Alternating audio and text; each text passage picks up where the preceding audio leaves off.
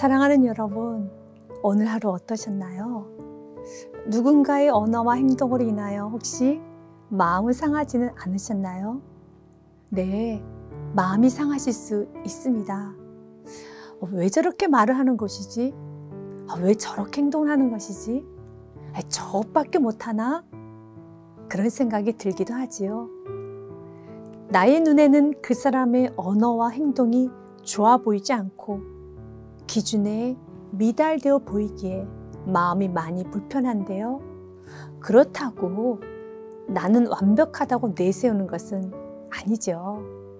나 또한도 부족한 점이 많지만 그래도 그 사람의 행동과 언어는 이해할 수가 없어 라고 말을 하죠. 맞습니다. 나의 사랑하는 사람이 나의 이웃들의 말과 행동이 나의 기준으로는 용납이 되지 않을 수 있어요. 어떻게 해야 할까요? 고쳐줘야 합니다. 기도해줘야 합니다. 권면도 해주셔야 합니다. 그런데 이런 모든 것들도 참 좋지만 자신을 돌아보는 것이 먼저인 것 같습니다. 인간은 자기를 사랑하는 자기애적 본능이 있습니다. 무척 자신을 사랑해서 문제가 생기거나 누군가에게 지적을 받게 되면 방어를 합니다.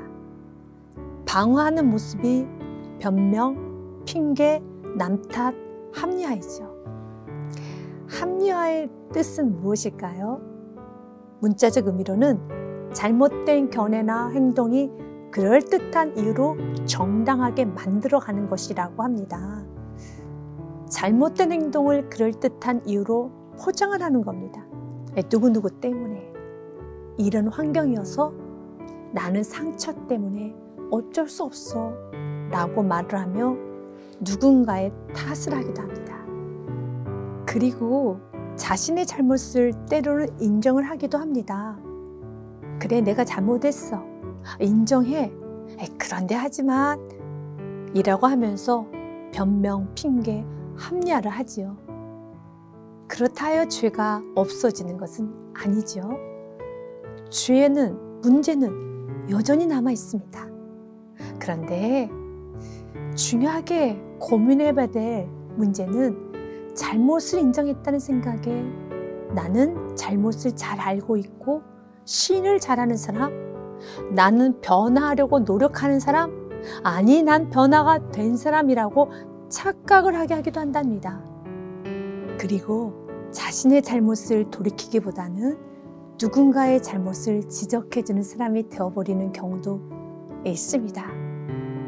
여러분, 속담에 뭐 묻은 개가 겨 묻은 개의 나무란다 라는 말처럼 본인은 더 큰 흉이 있으면서도 도리어 남의 작은 흉을 보고 핀잔을 주기도 하죠.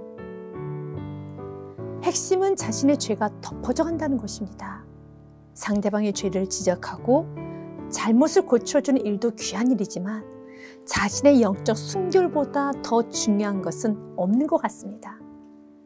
예수님께서 마태복음 7장에 말씀하셨지요. 어찌하여 형제의 눈 속에 있는 티는 보고 내 눈 속에 있는 들보는 깨닫지 못하느냐. 보라, 내 눈 속에 들보가 있는데 어찌하여 형제에게 말하기를 나로 내 눈 속에 있는 티를 빼게 하라 하겠느냐. 외식하는 자여, 먼저 내 눈 속의 들보를 빼어라. 그 후에야 밝히 보고 형제의 눈 속에서 티를 빼리라. 예수님은 형제의 눈 속에 있는 티는 보면서 내 자신 안에 있는 들보는 보지 못하느냐 말씀하셨죠. 예수님이 보시기에는 남의 티를 빼내기 위하여 고치는 너에게 들보와 같은 문제가 있다는 것이죠. 들보는 건물을 지을 때 천장이나 바닥에 대는 지지대입니다. 건물을 지탱하는 아주 커다란 막대기입니다. 눈 속에 커다란 막대기, 들보가 있다는 것입니다.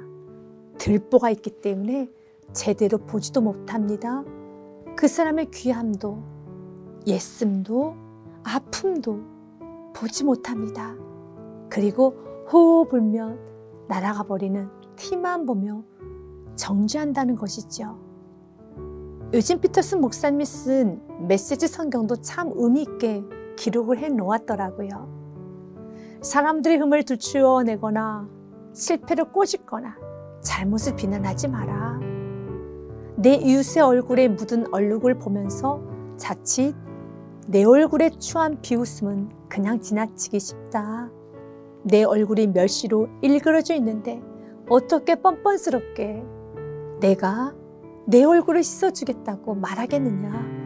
이 또한도 동네방네 쇼를 하겠다는 사고방식이며 자기 역할에 충실하기보다는 남보다 거룩한 척 연기를 하는 것이다. 내 얼굴에 추한 비웃음부터 닦아내라. 그러면 내 이웃에게 수건을 건네줄 만한 사람이 될지도 모른다. 우리 모든 닦아야 할 분이 많이 있게 서로의 얼굴을 닦아줘야 하는데 상대방의 얼굴을 닦아주기 전에 먼저 나의 자신의 얼굴부터 닦아야 합니다. 그런데 자신의 얼굴은 닦지 않은 채 남의 얼굴을 닦기 위해서 비웃음을 짓고 닦으려 하는 모습이 하나님 보시기에는 매우 불편해 보인다는 것입니다. 메시지 성경의 말을 빌려서 질문을 해본다면 나의 얼굴은 닦고 있는가? 나는 동네방네 다니면서 남의 얼굴만 닦아야 한다고 쇼를 하고 있지는 않은가? 거룩한 척 연기를 하고 있지는 않은가? 내 얼굴에 추한 비웃음부터 닦아야 하지 않는가? 그렇습니다. 잘못을 인정하면서도 그러나 하지만 이라고 말을 하며 변명, 핑계를 늘어놓고 합리화하는 모습은 누군가에게 상처를 주는 말일 것입니다. 그리고 잘못했음에도 불구하고 인정하지 않고 상대방의 잘못을 열거하고 있는 모습이 비웃는 것처럼 느껴질 수 있답니다. 이제 하나님 앞에 죄를, 실패를, 부족함을 정직하게 내어놓고 고백하기 원합니다. 인정하기 원합니다. 요한 1서 말씀에 보면 만일이라는 단어가 나오네요. 만일 우리가 죄가 없다고 말하면 스스로 속이고 또 진리가 우리 속에 있지 아니할 것이요. 그러나 9절입니다. 만일 우리가 우리의 죄를 자백하면 그는 미쁘시고 의로우사 우리 죄를 사하시며 우리를 모든 불의에서 깨끗하게 하실 것이요. 서로 대조가 되는 문장이죠. 만일 자신의 죄를 부정하며 죄인임을 인정하지 않으며 속이는 인생, 깨끗함을 받지 못하는 인생이 되지만 만일 죄를 자백하고 죄인임을 인정하며 죄사함을 받는 인생, 깨끗함을 받는 인생이 됩니다. 중요한 부분은 인정하고 고백하는 것입니다.